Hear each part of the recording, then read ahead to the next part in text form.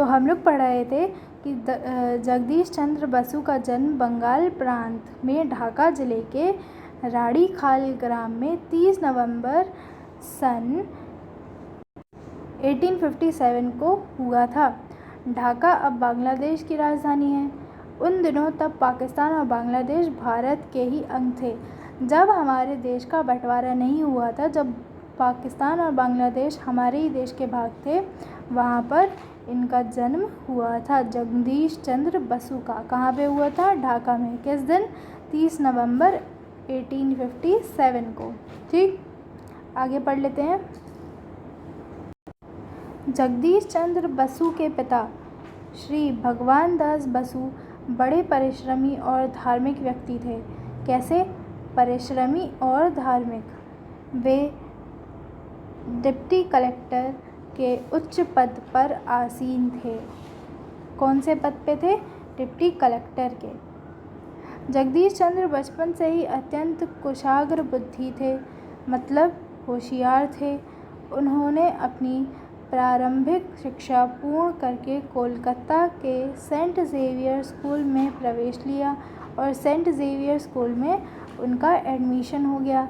जगदीश चंद्र ने यहीं से बीए परीक्षा सम्मान सहित उत्तीर्ण की और उन्होंने बीए किया, बैचलर ऑफ आर्ट्स। बाद में इन्होंने इंग्लैंड में उच्च शिक्षा प्राप्त की और भारत लौटकर कोलकाता के प्रेसिडेंसी कॉलेज में प्राध्यापक बन गए। कोलकाता के प्रेसिडेंसी कॉलेज में प्राध्यापक बन गए।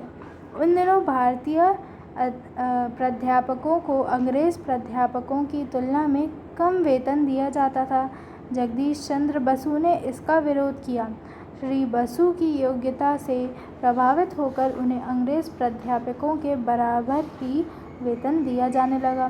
क्योंकि तब तक हमको इंडिपेंडेंस नहीं मिली थी, इसलिए हम लोग को पिछड़ा समझा जाता था। और क्योंकि जगदीश चंद्र बसु जो थे वो कौन से भारतीय प्राध्यापक थे, इसलिए उनको अंग्रेज़ प्राध्यापकों की तुलना में कम वेतन दिया जाता था। पर उन्होंने जब इसका विरोध किया तो इनका वेतन अंग्रेज़ प्राध्यापकों की बराबर कर दिया गया। ठीक है बच्चों, आगे देख लेते हैं।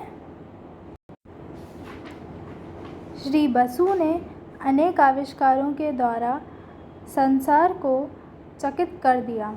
उन्होंने बहुत सारे आविष्कार किए और संसार को चकित यानी कि आश्चर्य में डाल दिया।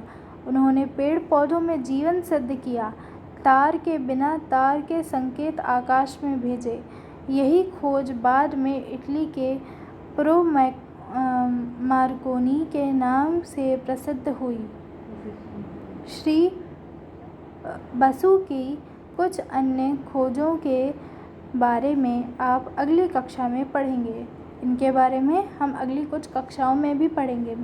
श्री बसु अत्यंत परिश्रमी, धैर्यशील तथा सत्य प्रेमी व्यक्ति थे। लोभ तो इन्हें छूकर भी नहीं गया था। मृत्यु के समय इन्होंने अपनी 15 लाख रुपए की संपत्ति भी वैज्ञानिक अनुसंधान के लिए दान कर दी थी। तो सोचिए कि कितने दयावान और कितने धैर्यशील व्यक्ति थे। तो बच्चों, ये था आपका चैप्टर एक वैज्ञानिक जादूगर। अब आप लोग इसकी वर्ड मीनिंग अपनी कॉपीज़ में लिख लेंगे जो आपको भेजी जाएंगी।